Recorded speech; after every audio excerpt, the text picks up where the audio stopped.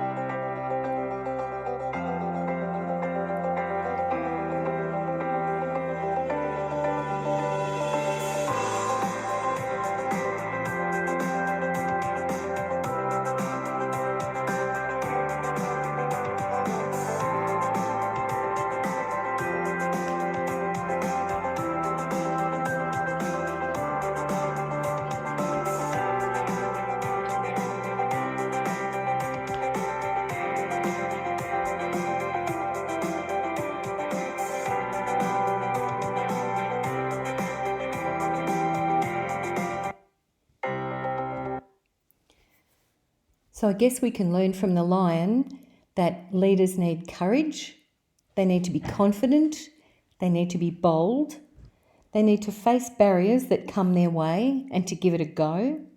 They need to be risk takers, they need to try any opportunity, and they need some charisma. I guess we can all use some of those traits ourselves in our own lives, in our own work, which would help us as a team leader, as a team member, in management, and perhaps if we move into leadership roles. We now need to have a look at how leadership is different than management, because a lot of people think that they're the same thing, and although they're closely related and they do overlap in some parts, there are some really distinct differences. So first, if we have a look at management, it's about the process of dealing with things, or controlling people. So if you think about your own manager, wherever you're working, it is their job of overseeing what's happening in the organisation, what's happening in their department, and of controlling things and the people in their department or in their area. So managers are responsible for planning, for organising and coordinating. Some of you may be team leaders where you're working, and you may be responsible for some of these things. There's a lot of key relationships that require management, and this is in all organisations, no matter how big, no matter how small, but in particular, third sector organisations, which is where we're all working or going to be working. So some of those relationships include the board, and in a previous lecture, you discussed governance, so you all understand what boards of management do for an organisation and which role they play. The leadership team, so that would be the main leader, any managers that report directly to that leader, and any other executive team members. All staff, so all staff require management. All branches or departments, so they may be in the same office, they could be interstate, and they could be all sorts of departments. Particularly in community services, it could be family services, could be working with young people, could be financial counselling, a whole range of departments or branches. Government, that's a key relationship for third sector organisations. We have to work in closely with government because we need to obey legislation and different regulations. The media, so we have to manage the media and any contact with the media very, very closely, depending on the area in which you're working. For instance, the Department of Human Services, occasionally there are stories that break where something terrible has happened to a young person or a child, and so the media has to be handled very, very carefully in that instance to maintain the confidentiality of clients. Donors, we have a lot of donors who give large amounts of money to community service organisations, so that's another area, a strong area and relationship that requires management. Funders, that could be government, it could be philanthropic. They're the people that provide us with funding to enable our work to continue. So that's a really key relationship that requires a lot of management. Our volunteers, as you're aware, volunteers make up the largest part of the workforce in community services. So management of those volunteers is an extremely important relationship. Professional bodies, that can mean a whole range of different organisations. For you in particular, it would be the ACWA. So once you've completed your course, you can register with them. And then our service users, consumers, or sometimes we would say clients, that's another key relationship that requires a lot of management. Leadership is actually about making others better. So a true leader isn't just there just to make themselves look good. They're actually there to make other people better. So a real leader will lead people along. They'll make sure that they're getting the training that they need, that the opportunities are there, open for them to accept and take advantage of, and to improve their own work relationships, their skills, their training. That's a true leader. What do leaders do? They clarify the mission of the organisation, and in some of your previous studies, You'll have worked on the vision and mission of different organisations, so you'll understand what they are. So clarifying the mission of the organisation, the leader has to make sure that the organisation is actually following the mission and doing what they say they're going to do. Sometimes this can get lost along the way. A lot of times I've spoken to people in an organisation, I've asked them what the mission of the organisation is, and they actually don't know. So it's a good idea when you're going in to do placement, or if you're working somewhere, really look at the vision of the organisation and the mission to make sure that you know what the organisation does, and if you're working there, what your role is in working towards the mission of the organisation. But that's the job of leaders, is to make sure the organisation is actually sticking to its mission, or perhaps in some instances, if the organisation has changed, the mission and the vision statement may need to be rewritten. Leaders are also there to motivate people. It's a really important task, and it's to make sure that everyone is coming in to their job, understanding their role, understanding the part that they're playing in making the organisation successful. And so the leader is there to lead people, to motivate them so that they actually want to come to work hard, want to achieve for themselves, for the organisation and for their clients. Leaders also have to seek out new opportunities, and in the third sector, this could mean looking at starting up different areas of service. So perhaps an organisation that's only ever worked with young people and children, they might understand that they need to really work with families as well in order to better help young people. Maybe there's a shortage in a particular area. So for instance, in the country, there's a shortage of a lot of services. So in the whole of Gippsland, for instance, it's about 45,000 square kilometres, but there's not a single drug and alcohol rehabilitation service. So that would be a good area for an existing organisation to get into. But it's up to the leader to look for new opportunities, to make sure that it's one that's needed and one where they can get funding and be successful. And a leader also has to be there to give organisations a sense of purpose.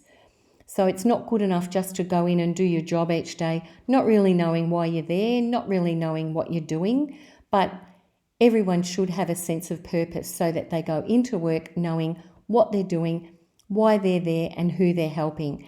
And a good leader will actually drive that, and staff will understand their sense of purpose. The leader is also there to focus people on task. That doesn't mean that the leader has to go around and look and check on what everyone's doing from reception through to the cleaners, through to each worker. But the leader should be focusing the managers on task and ensuring that they know exactly what they have to do within their role, and that hopefully the leader has helped to choose appropriate managers, and that they then can help focus those working within their departments on task. So what is leadership? Often people say they've got a boss, other people say they have a leader. There's real differences between a boss and a leader.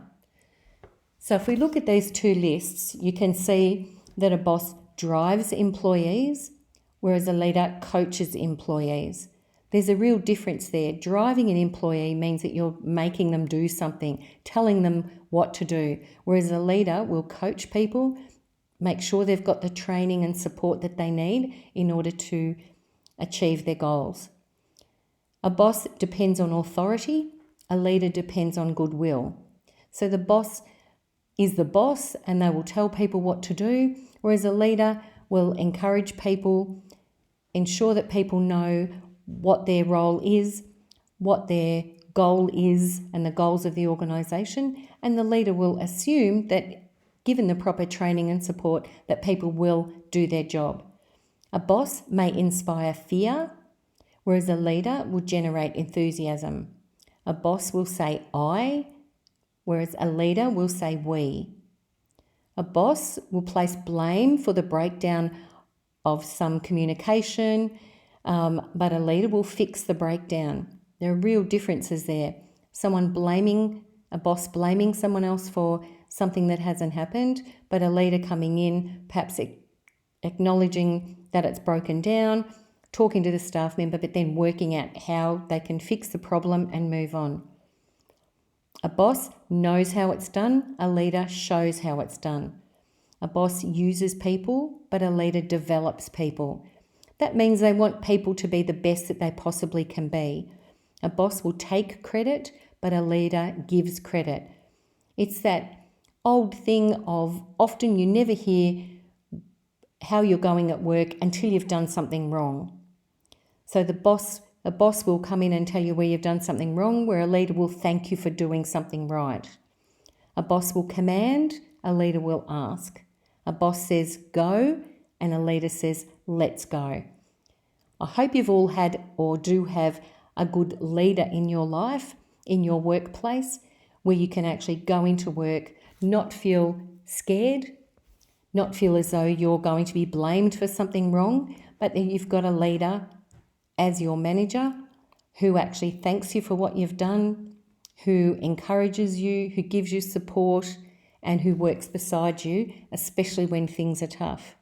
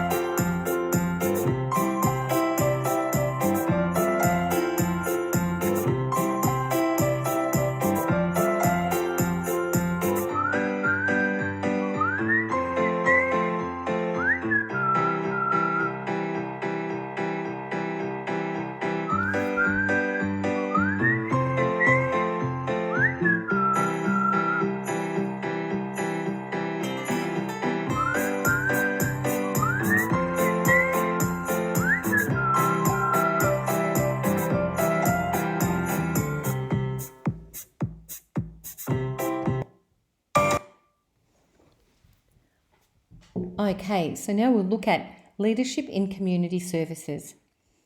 In the 1980s, community service organisations began to seek chief executives because they realised then that they needed people to take charge of these large and complex organisations. Up until then, a lot of the work had been done by volunteers. It may have been done by people who had come in when an organisation was really small and they just grew with the organisation. But during that time, organisations started to receive large amounts of money, many, many millions of dollars. And so they had to have people who had financial nous, who were really experienced in governance, leadership, and all of these high-level skills in order to move their organisations forward and to make sure that funding was accounted for. Because before that time, there was a lot of funding given out, but because of poor financial accounting measures, it was sort of lost and different organisations couldn't show where they'd spent the money. It wasn't that people had taken it, there was no dishonesty in there, but it just hadn't been accounted for properly. So in those days, some organisations actually lost their funding and closed down.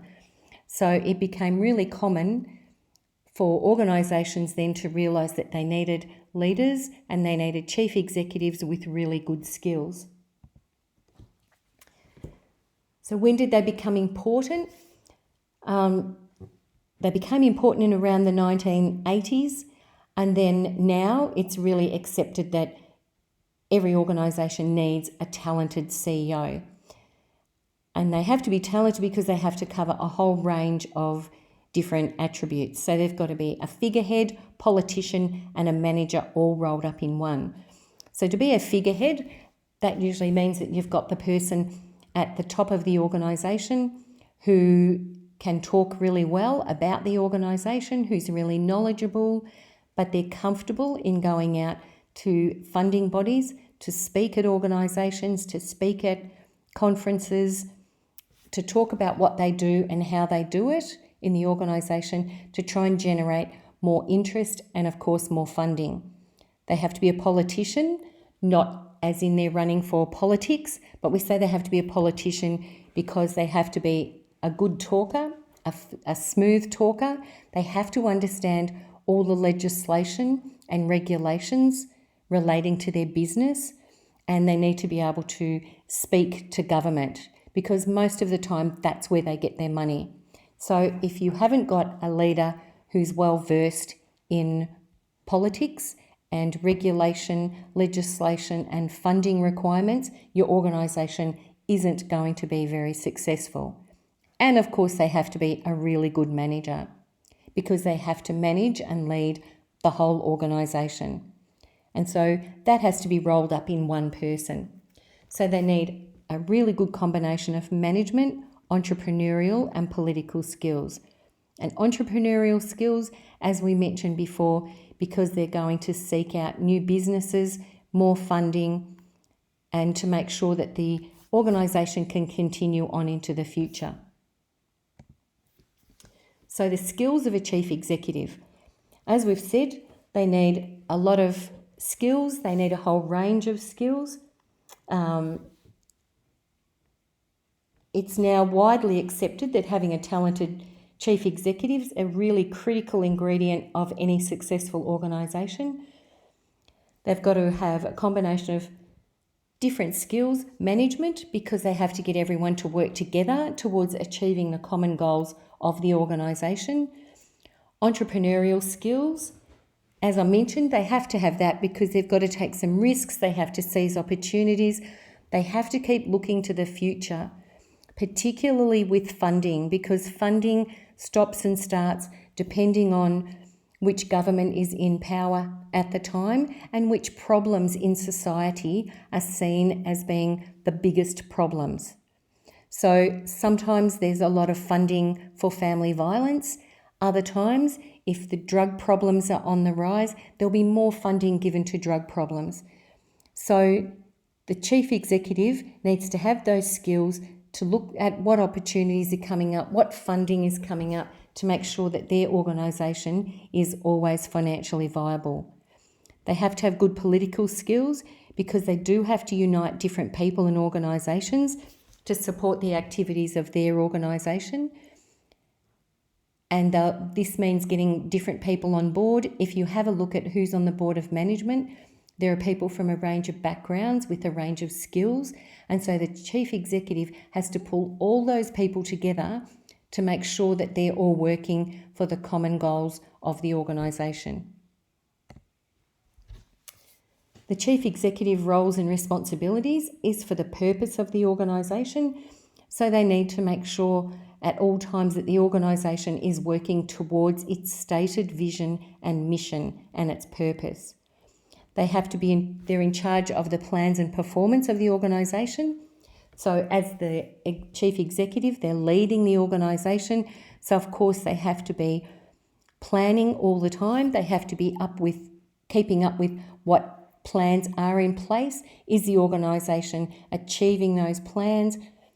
The goals of those plans, are they performing well, whether that's financially, in human resource management, in facilities. And facilities for these organisations includes buildings, it includes a lot of cars, it includes all sorts of things in facilities. They have to be aware of the processes for managing the organisation and the people who work closely with them. So they have a large role. The job is really demanding, both mentally and physically, but it's also really satisfying. So effective chief executives can be rewarded with the knowledge that their work's had a huge effect on the lives of the organisation's users, so the clients, the staff, and also its volunteers. And remember, volunteers are a huge part of community services. So looking after the volunteers and ensuring that they stay and perhaps recommend the organisation to their friends and family to come in and join is a really, really huge part of a chief executive's responsibilities. But the burden of leadership doesn't just fall on the chief executive, so they have a lot of managers in place that they also have to supervise to assist them. What do we expect from our leaders? We do expect a lot. We expect them to be honest. We expect them to be truthful, ethical, and principled. Honesty from our leaders is extremely important, and we can see in different organisations or in politics when we don't trust our leaders and don't actually think that they're being honest, we lose faith in them, and in an organisation, that can mean the end of an organisation. Staff will leave, people lose their focus, they won't care as much, and that can be the downfall of the organisation. So we expect them to be honest. We also expect them to be forward-looking. They have to have a sense of direction and the ability to look at the future for the organisation. So it's not just a sense of direction of where we're going, but also where the organisation could be. So they always have to be forward-looking, particularly in third sector organisations because of funding. Funding really drives what the organisation can do, whether it can continue, programs that can continue, or maybe they have to stop because funding has been lost, or a change of government can mean a whole change of direction for community service organisations. We also expect them to be competent, so they have to know what they're doing, they have to understand the organisation, but they have to understand the wider community, they have to understand the needs of the community, so they really need to know what they're doing and how they're doing it. We need them to be reliable, and we need them to encourage and challenge others. So leaders have to be supportive. If you think about great leaders in history or leaders in business, they're competent, they know what they're doing, they know their stuff. And because they know it so well, people want to follow them. We need them to be inspiring. They have to be passionate about what they're doing. And it's that passion that will communicate their vision to the people that work for them, and those people will then embrace that vision, that passion, and it gives people a greater sense of worth to know what they're working towards and to know that their boss is so passionate about what they're doing. That passion can be contagious. Leaders have a whole range of roles, as we've discussed. They have to be the visionary. So being the visionary means that they're always looking for the future. They have to come up with the ideas, the inspiration for new ideas, and to help drive staff towards achieving those ideas. They have to be a strategist. That means they've got to always be looking at strategies for the business to make sure that the business can keep growing. They have to be the politician, as we've mentioned, because they have to not only be able to talk the talk, they have to be able to deal with real politicians for funding, for governance, for regulation, and for legislation. So they have to understand those things. They have to be a fundraiser, because funding is the main backbone of organisations in the third sector. If we don't have funding, then we don't have anything. And leaders can lose funding if they're not mixing with the right people, if they're not showing that the organisation is doing a really good job, then funding doesn't come their way. They have to be a coach, and they have to be a coach for their managers, for all the rest of the staff, for volunteers, and they have to coach and lead by example. And they have to become a change agent. Now, I'm not sure if you've heard about change agents before, but the third sector is a pretty volatile one, and that's mostly because of funding. So things can be going along really well, and then suddenly there's a change of some kind, something happens within government, and funding can be lost. And sometimes that funding could be $1 million or $2 million or more. And if that happens, whole programs can be wiped out really, really quickly with the stroke of a pen. And that could mean that there's only a couple of months left to run on a program. So that leaves clients in a vulnerable position. It leaves workers in a vulnerable position.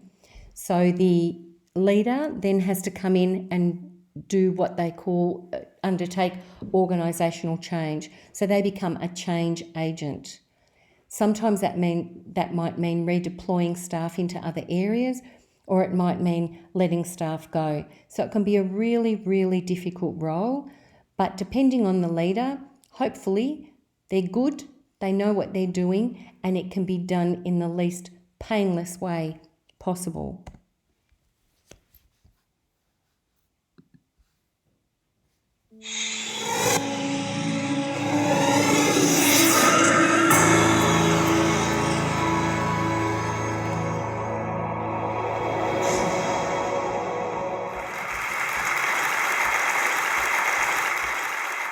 How do you explain when things don't go as we assume?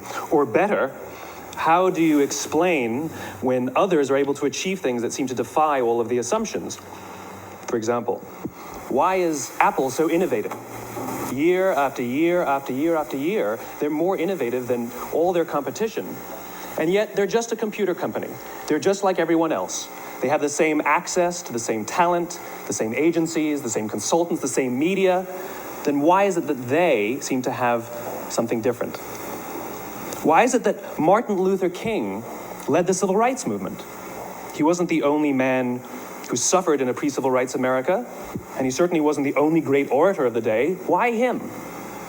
And why is it that the Wright brothers were able to figure out controlled powered manned flight when there were certainly other teams who were better qualified, better funded, and they didn't achieve powered manned flight, and the Wright brothers beat them to it? There's something else at play here. About 3.5 years ago, I made a discovery, and this discovery profoundly changed my view on how I thought the world worked, and it even profoundly changed the way in which I operate in it. As it turns out, there's a pattern. As it turns out, all the great and inspiring leaders and organizations in the world, whether it's Apple or Martin Luther King or the Wright brothers, they all think, act, and communicate the exact same way, and it's the complete opposite to everyone else. All I did was codify it. And it's probably the world's simplest idea. I call it the golden circle.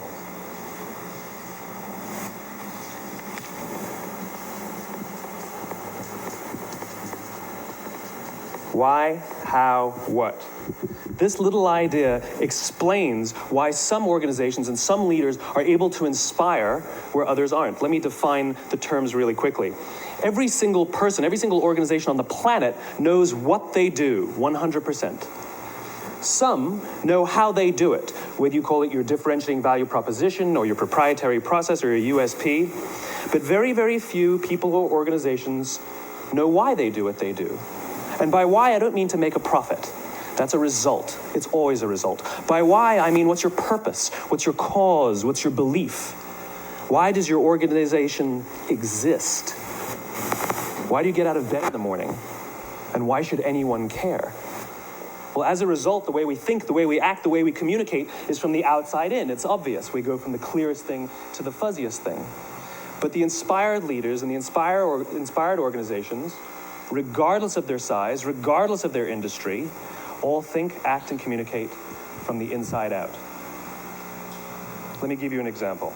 I use Apple because they're easy to understand and everybody gets it. If Apple were like everyone else, a marketing message from them might sound like this. We make great computers.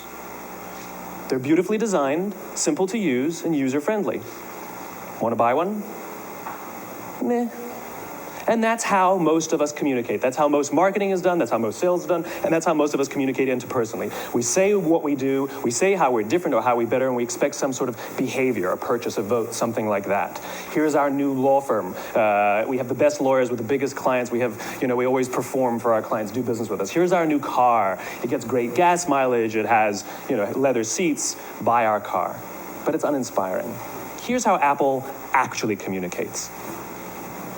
Everything we do, we believe in challenging the status quo. We believe in thinking differently. The way we challenge the status quo is by making our products beautifully designed, simple to use, and user-friendly. We just happen to make great computers. Want to buy one? Totally different, right? You're ready to buy a computer from me. All I did was reverse the order of the information. What it proves to us is that people don't buy what you do, people buy why you do it. People don't buy what you do, they buy why you do it. This explains why every single person in this room is perfectly comfortable buying a computer from Apple. But we're also perfectly comfortable buying an MP3 player from Apple, or a phone from Apple, or a DVR from Apple.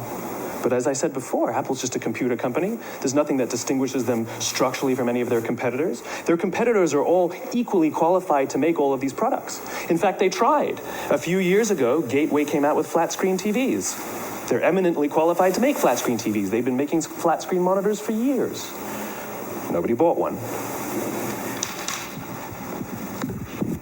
And Dell came out with MP3 players and PDAs. And they make great quality products, and they can make perfectly well-designed products, and nobody bought one. In fact, talking about it now, we can't even imagine buying an MP3 player from Dell. Why would you buy an MP3 player from a computer company? But we do it every day. People don't buy what you do, they buy why you do it. The goal is not to do business with everybody who needs what you have. The goal is to do business with people who believe what you believe. Here's the best part. None of what I'm telling you is my opinion. It's all grounded in the tenets of biology, not psychology, biology. If you look at a cross-section of the human brain, looking from the top down, what you see is the human brain is actually broken into three major components that correlate perfectly with the golden circle. Our newest brain, our Homo sapien brain, our neocortex, corresponds with the what level. The neocortex is responsible for all of our rational and analytical thought and language. The middle two sections make up our limbic brains, and our limbic brains are responsible for all of our feelings, like trust and loyalty. It's also responsible for all human behavior, all decision-making, and it has no capacity for language. In other words, when we communicate from the outside in, yes, people can understand vast amounts of complicated information like features and benefits and facts and figures. It just doesn't drive behavior.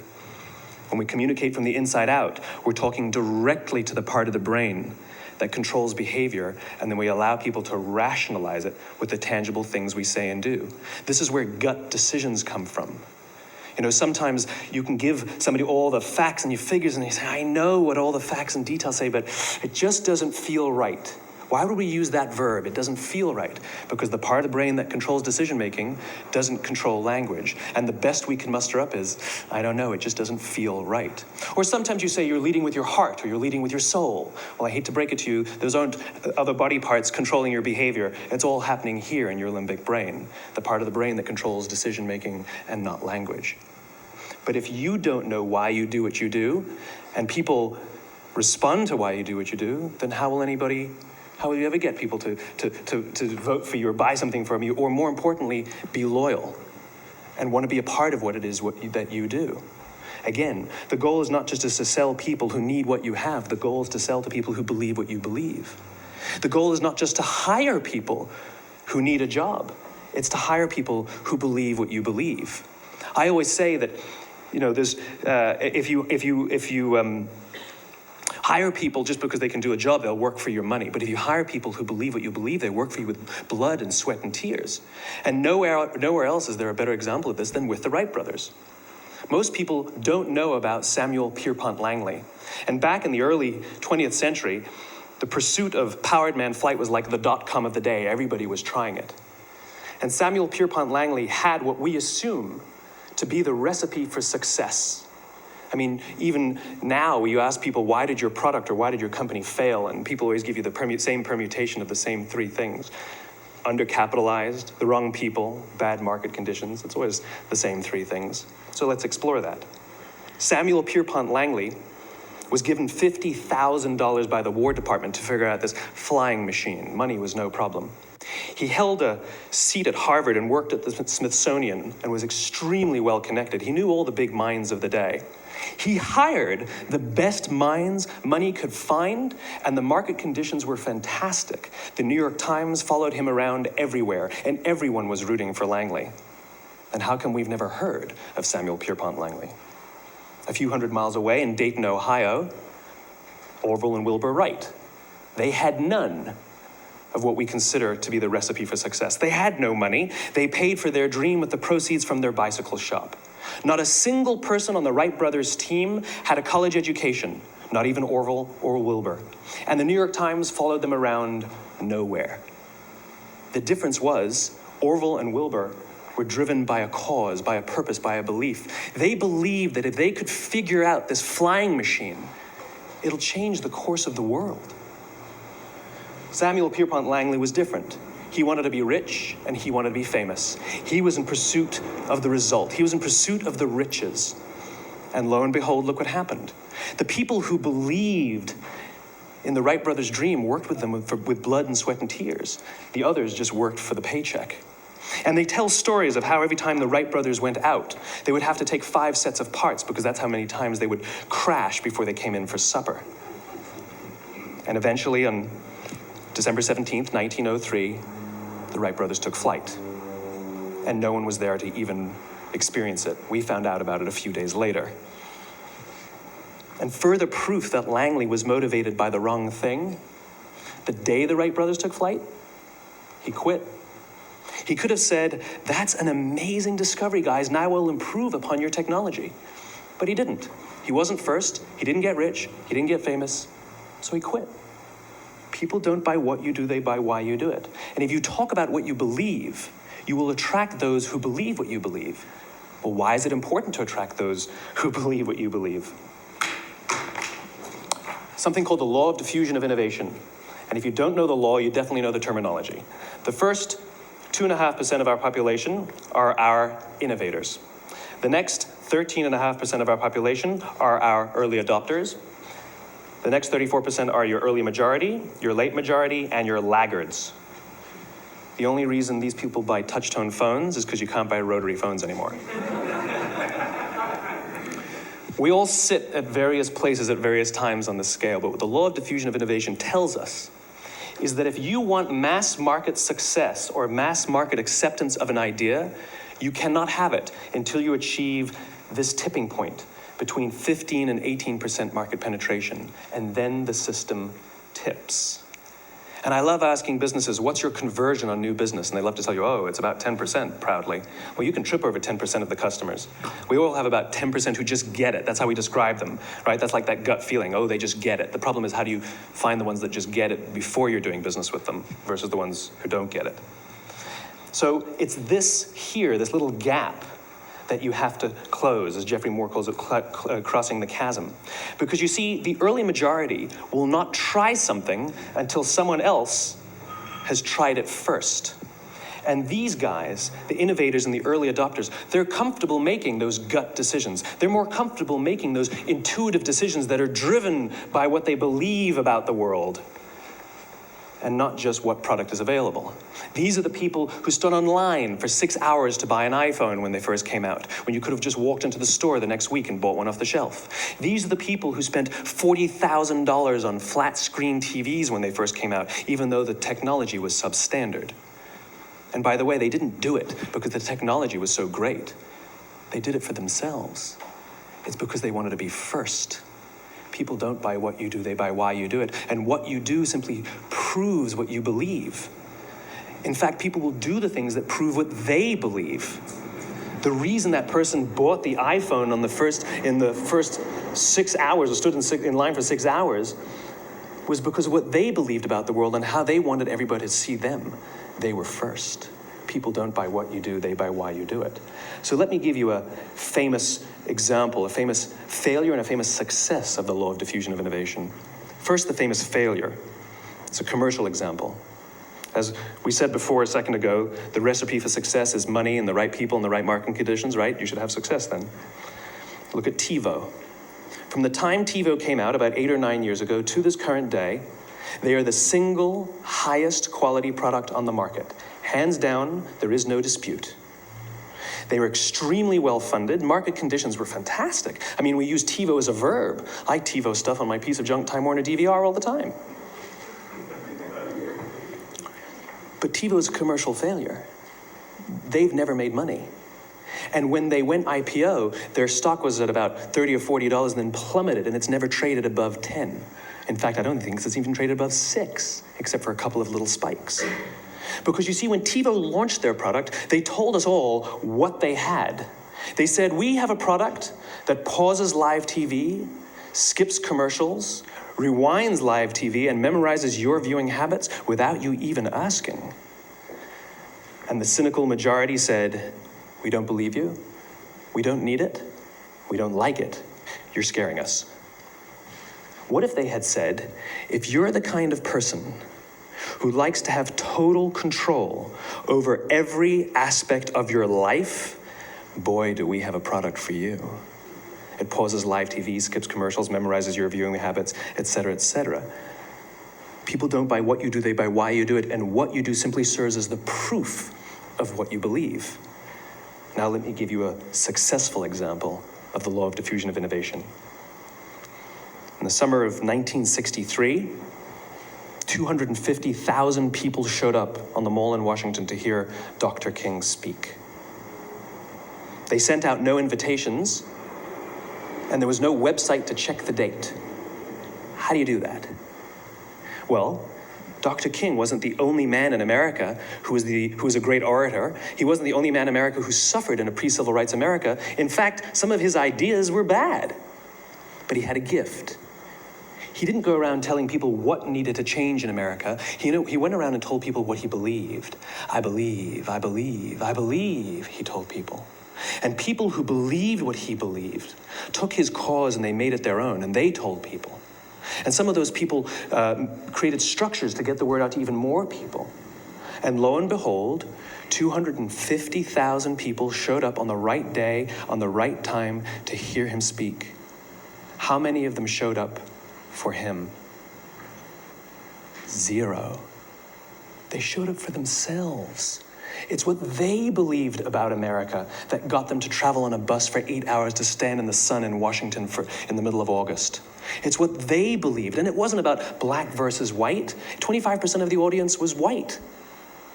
Dr. King believed that there are 2 types of laws in this world, those that are made by a higher authority and those that are made by man. And not until all the laws that are made by man are consistent with the laws that are made by the higher authority, will we live in a just world? It just so happens that the civil rights movement was the perfect thing to help him bring his cause to life. We followed not for him, but for ourselves. And by the way, he gave the I have a dream speech, not the I have a plan speech. Listen to politicians now with their comprehensive 12-point plans. They're not inspiring anybody. Because there are leaders and there are those who lead. Leaders hold a position of power or authority, but those who lead inspire us. Whether they're individuals or organizations, we follow those who lead, not because we have to, but because we want to. We follow those who lead, not for them, but for ourselves. And it's those who start with why that have the ability to inspire those around them or find others who inspire them. Thank you very much.